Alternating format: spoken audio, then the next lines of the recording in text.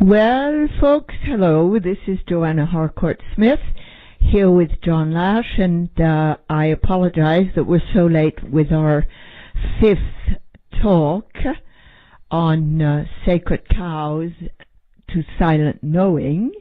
But here we are, and we're here right now.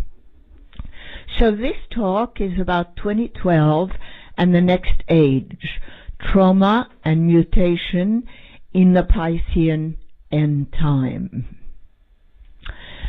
John, to put things in perspective, can you tell us something about the general concept of the end time and the specific importance of 2012? Sure, I'd love to do that. It's a good place to start. There are, quite simply, two concepts of the end time circulating around the planet, and they are rather contradictory, so it's helpful to sort them out and know the difference between them.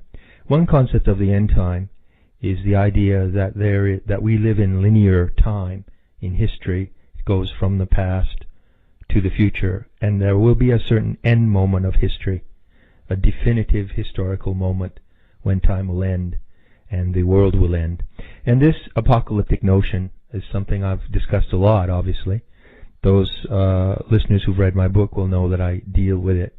It originally occurs, the concept originally occurs in the Jewish writings of the Dead Sea Scrolls and in the Old Testament, where we encounter the phrase, the end of days.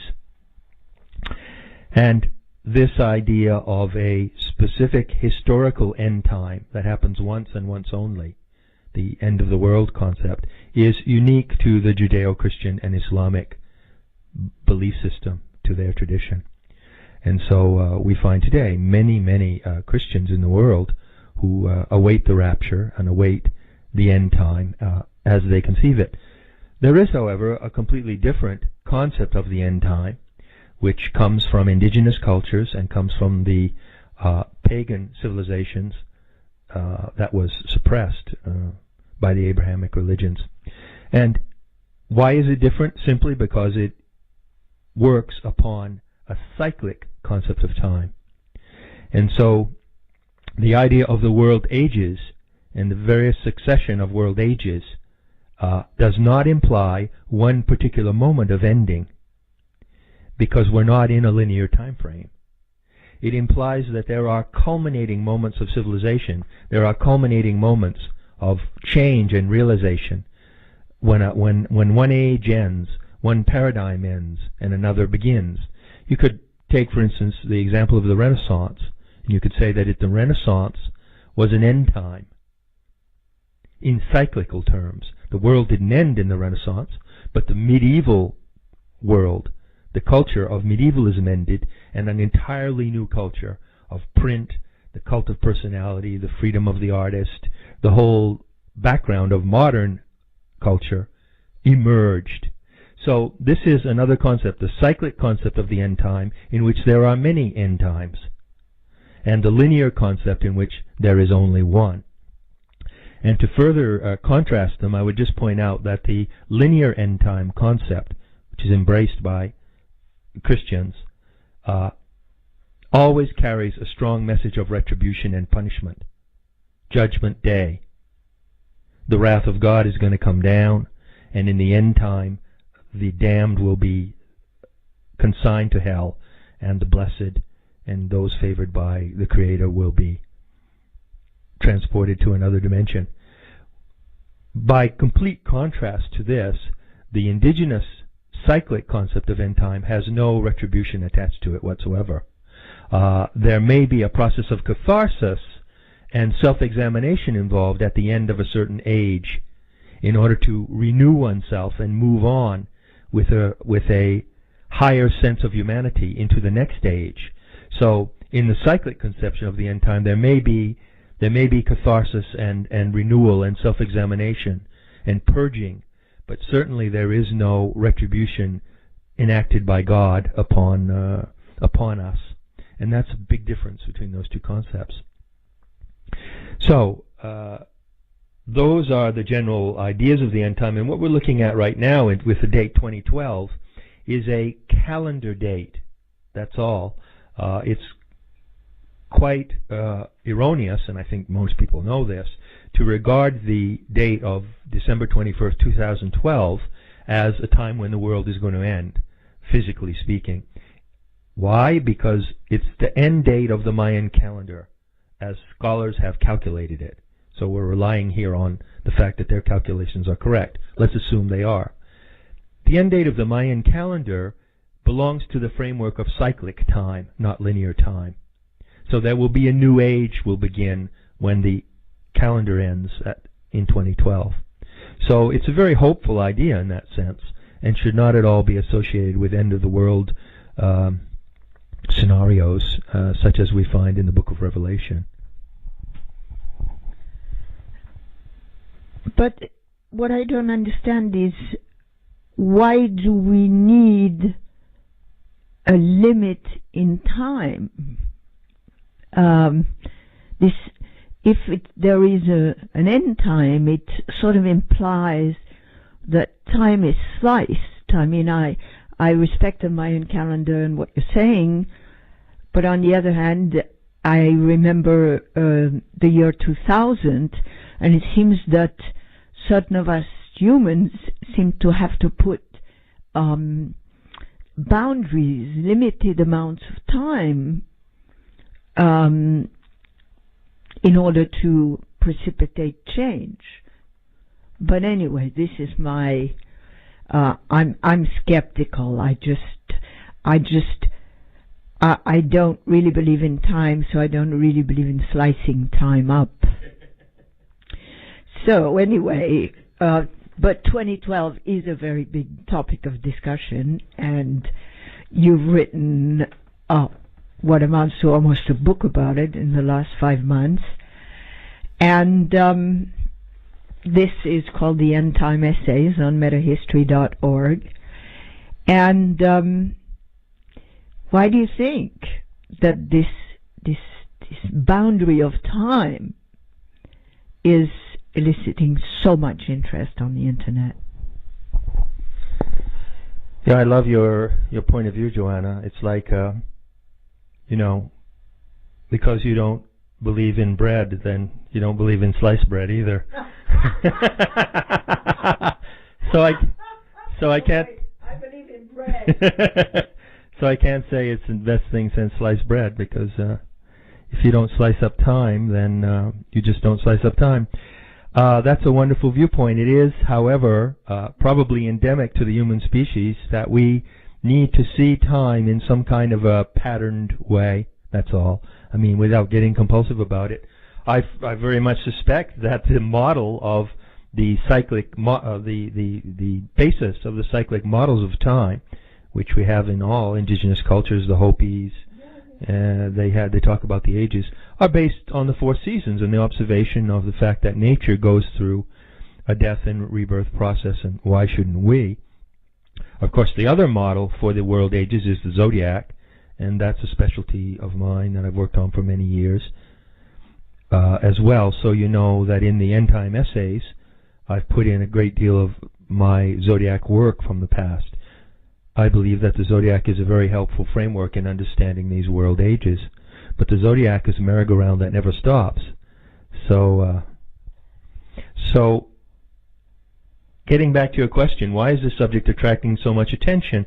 Well, I think that the 2012 idea, the 2012 mystique, has kind of come to be a strange attractor. Even people who have only a very vague idea of what it might mean or what the Mayan calendar and Mayan culture were about have fixed onto this date, perhaps somewhat as people fixed onto the date of the year 2000, which was a real flop and a disappointment to everybody concerned, you know? So I would say that, speaking as a comparative mythologist who tries to dig down into the layers of psyche and understand where these complexes and these obsessions are rooted, I would say that superficially it's just another gag and another tendency, another gimmick that people fix on. And many people would like to see the world change and don't know how. They feel impotent and they're passive in the face of what controls them. And maybe they hook on this idea as a time when some greater power will move the world and then things will change. So I think there's that kind of expectation involved in it as well. All that is superficial, though. I'd like to say something about what I really think it is at a deeper level. Wait. I just have a question for you. What will happen to the great sequoia trees in 2012? Well, I think at the very moment that the sun rises on the winter solstice of 2012, the great sequoia trees will begin to sing. And their song, their chorus, has been mute for many, many centuries. And they will sing like great, huge, leafy, beautiful tuning forks. And those of us who are tuned to their song will dance a dance of rapture and defiance. Yes. Okay, go on. So your zodiac. My zodiac obsession. So that's the only prediction that you're getting out of me today. Now I'm putting on my scholarly hat again, and I'm going to try to describe as simply as possible what I would consider to be the collective unconscious complex that's breaking through from a deep part of the human psyche, and that has somehow become associated with the 2012 date. You see, I think that the conquest of America in the 16th century by the European colonials was a tremendous act of genocide, and as we all know, was something that required, for some reason, the abolition or the annihilation of the native peoples. We're just starting to come to terms with how that happened and with the role that salvation and Jesus Christ played in making that happen. Now I'd like to add another factor to that. I would encourage everyone who's interested in the 2012 scenario to go out and buy a book on the Aztecs. And just read at least one book about Aztec civilization and about the downfall of Tenochtitlan with the arrival of Cortez, about the omens of Malinche, the Indian woman who worked as a translator for Cortez, about the incredible paranoid psychotic behavior of Montezuma, about the cannibalism of Aztec society, about the madness of that society in terms of its obsession with war, its obsession with the glorification of violence. And I would suggest that take that on board, because I believe that, first of all, the overthrow of the Aztec civilization by Cortez is one of the most bizarre events that has ever happened in human history. I don't believe that any scholar has ever explained exactly what happened or why.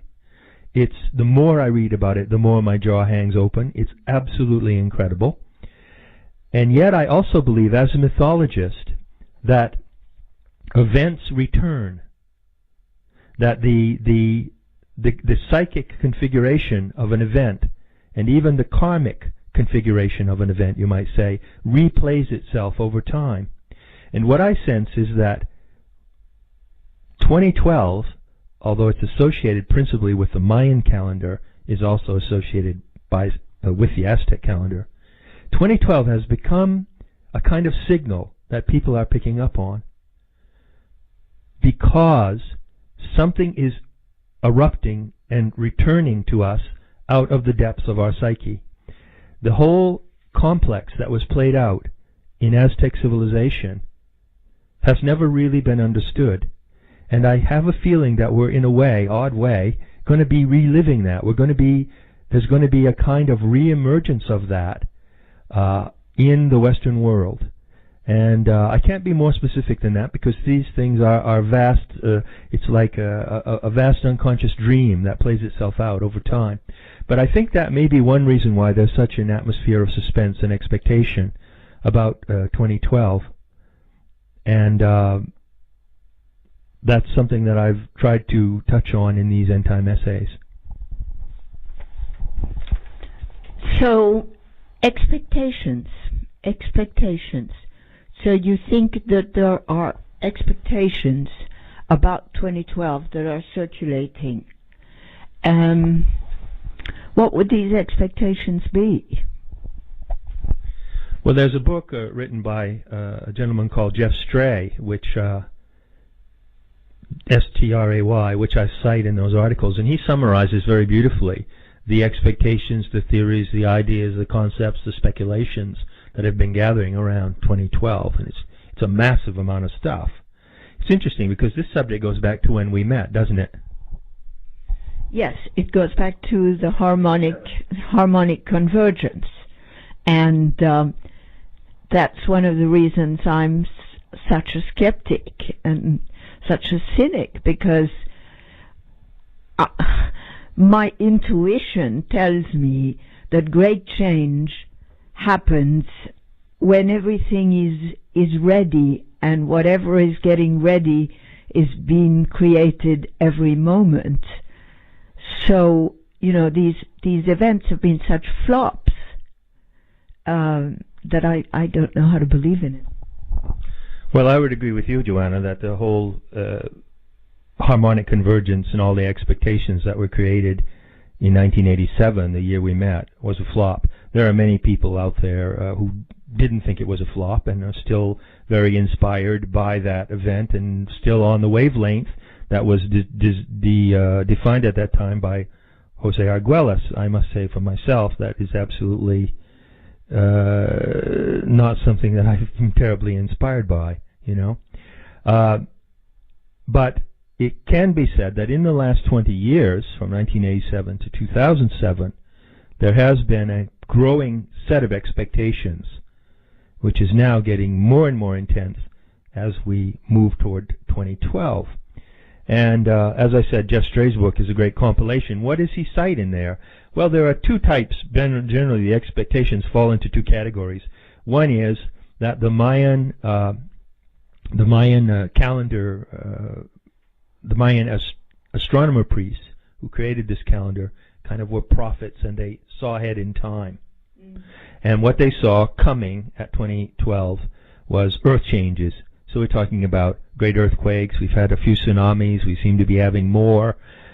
The magnetic field of the Earth is reversing. Right now it seems to be at zero. Scientists can't figure this out, but there is a lot of anomalous phenomena taking place in terms of animal behavior being disrupted, in terms of flights of birds, which depend on the magnetic field, the global warming, the weather changes. So one category of expectations has to do with global catastrophic change, floods, sunspots, all that kind of thing. And people are working like mad to figure this all out and correlate it down to the moment of December 2012.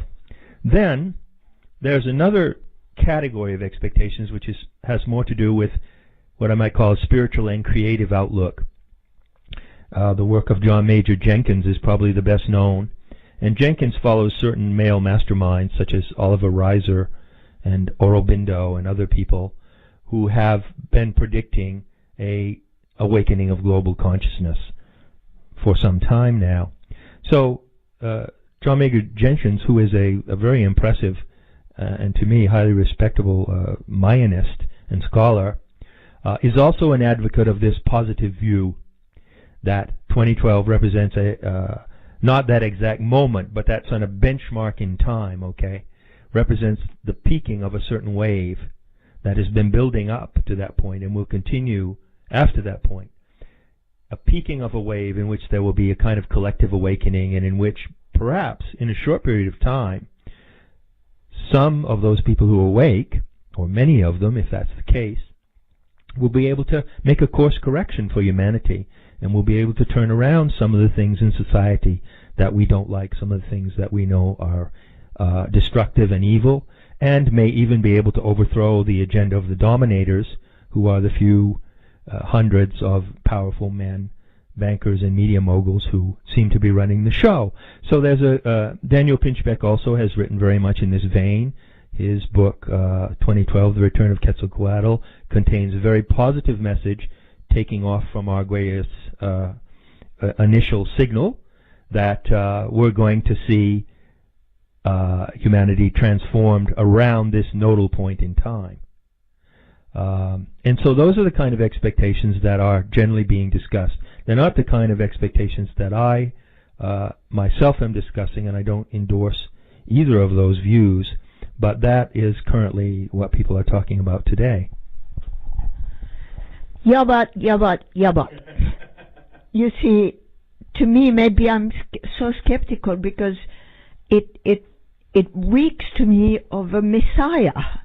Again, I hear stories of a male Messiah. Now, perhaps we call it a Quetzalcoatl. And I don't really hear stories that will happen leading up to 2012 about the feminine or about the feminine side of the masculine.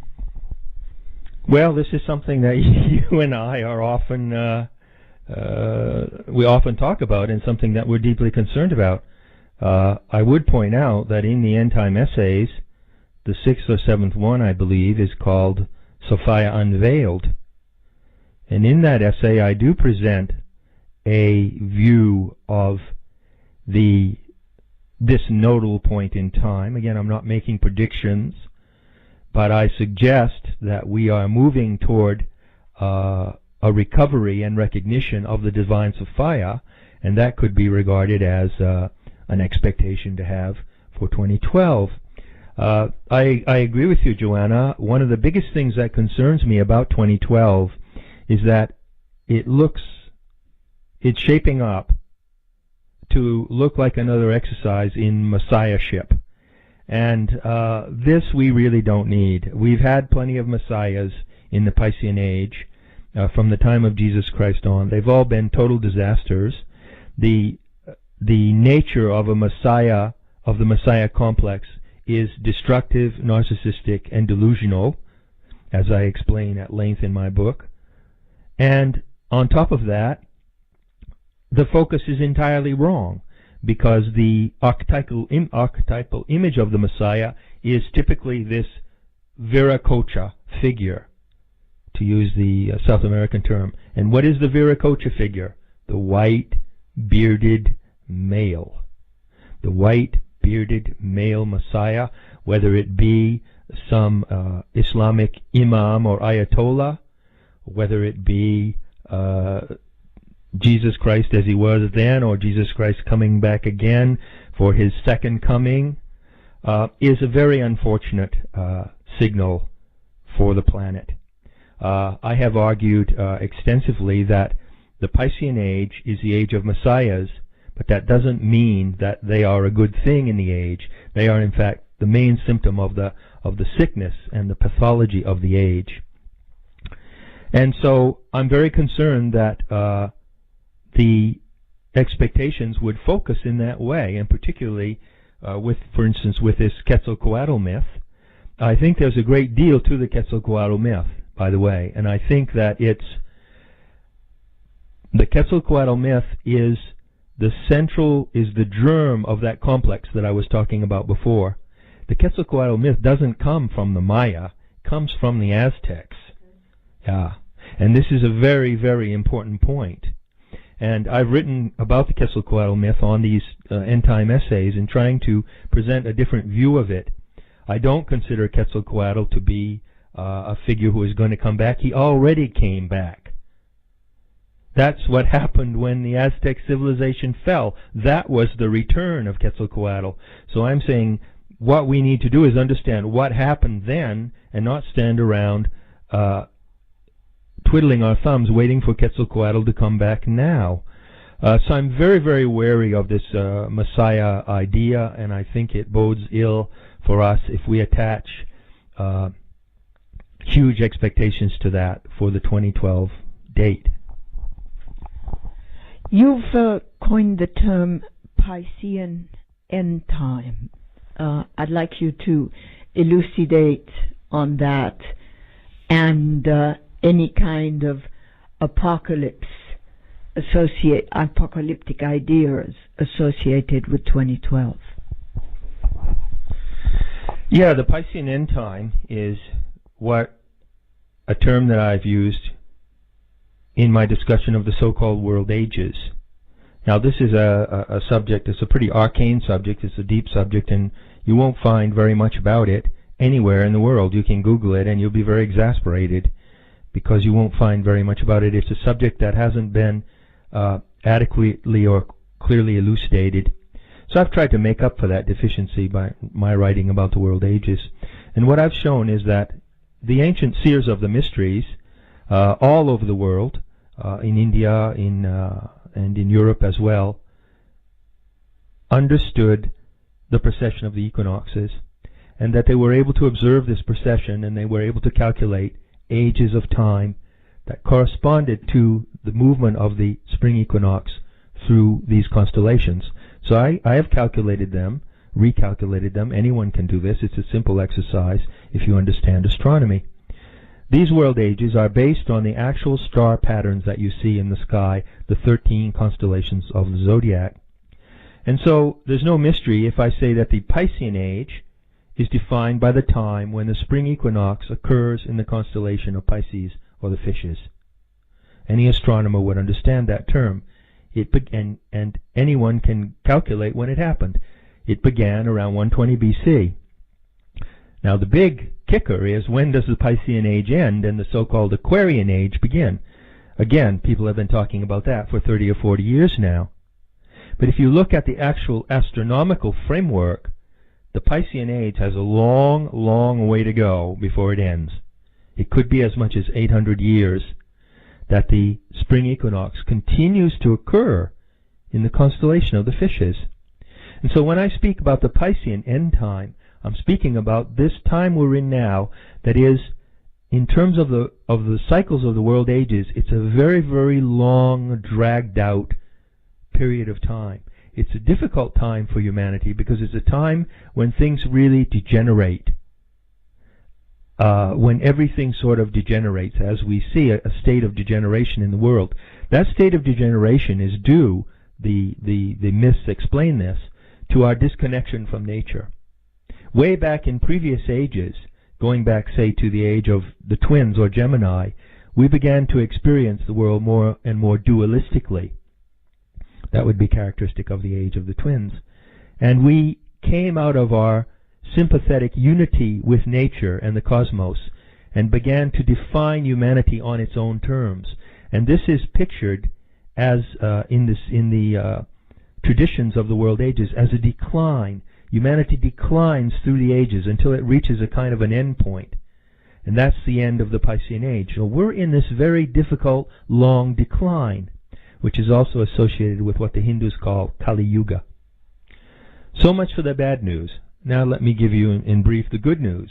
The good news is that the legends about the end of the Piscean age, the Piscean Endtime, and Kali Yuga, are that even though there is collectively and generally a state of decline, and even the descent of humanity into a kind of blind stupidity, there is exceptional possibility for spiritual awakening and exceptional possibilities for reconnecting to the divine and reconnecting to the matrix of the earth and the divinity of the planet itself.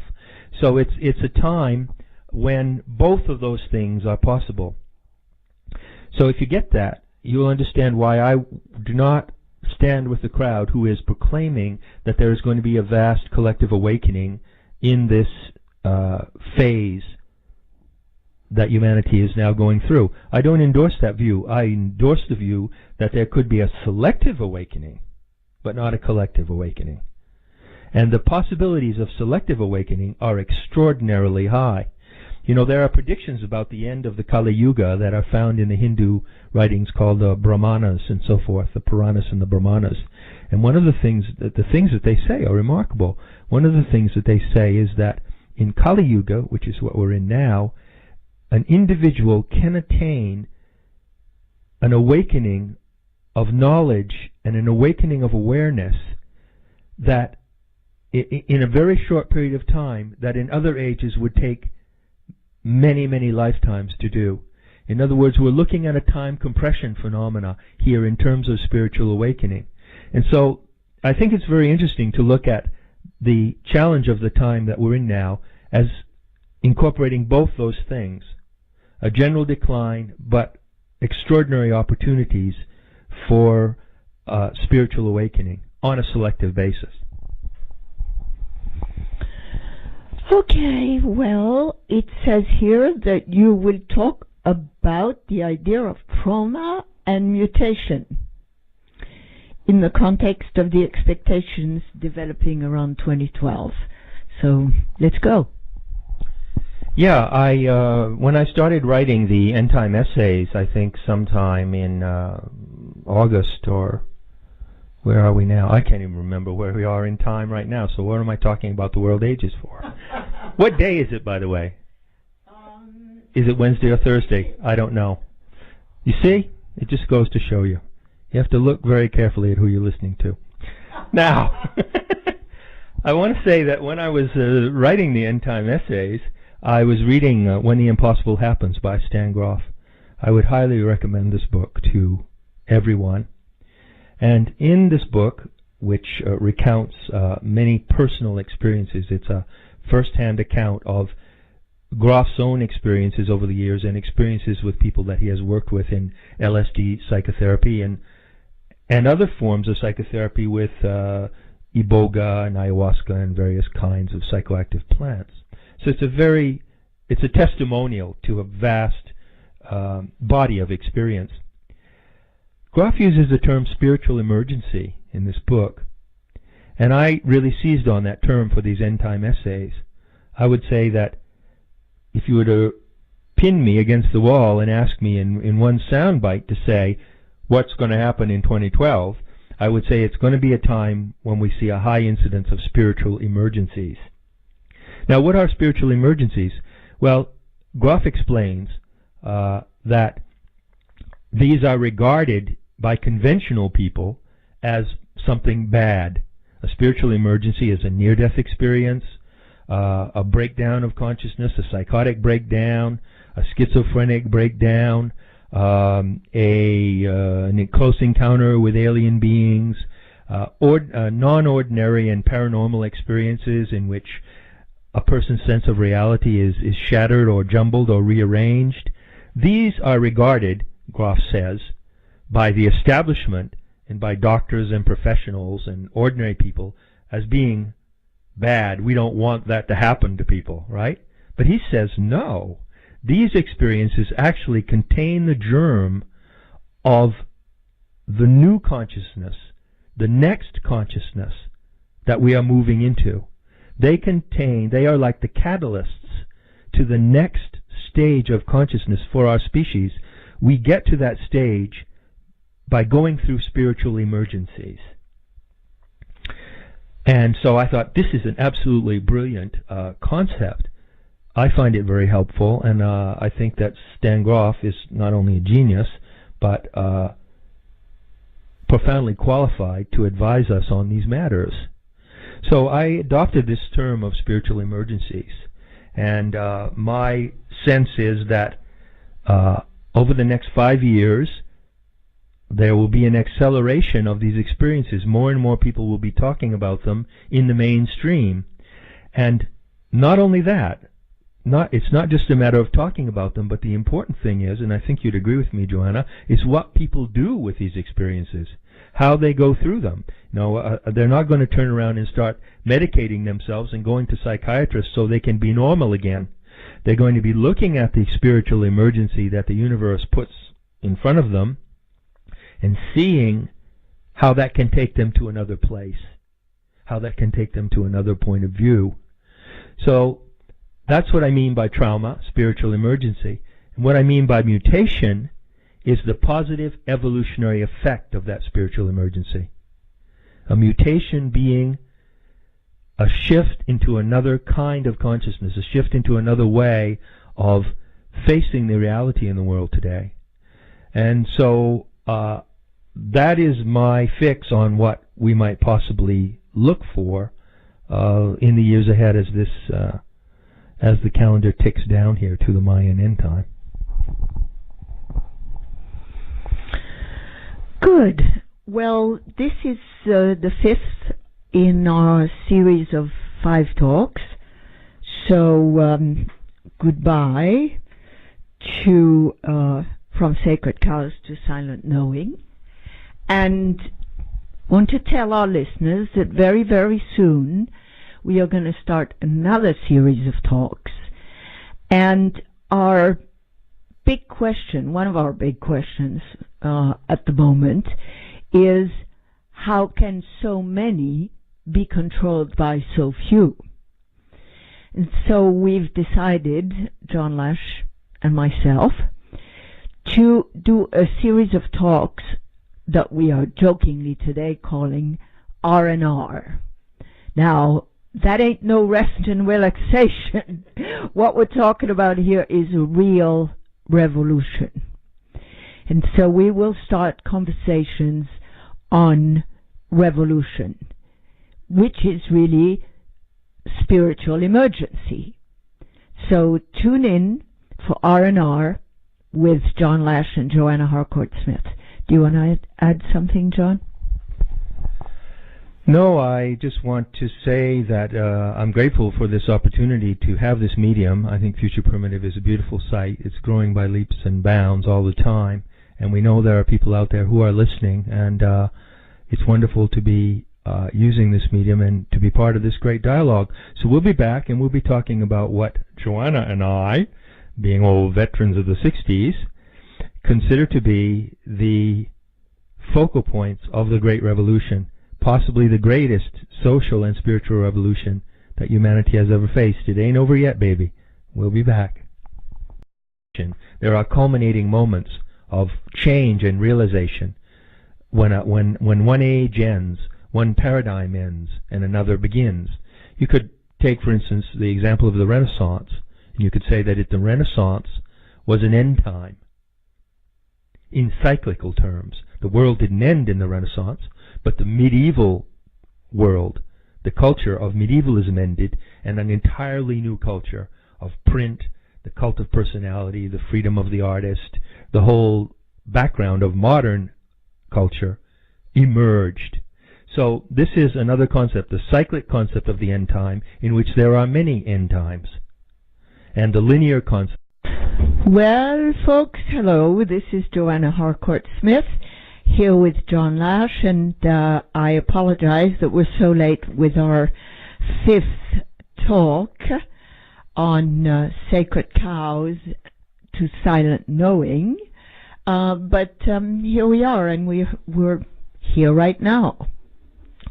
So this talk is about 2012 and the next age, trauma and mutation in the Piscean Endtime.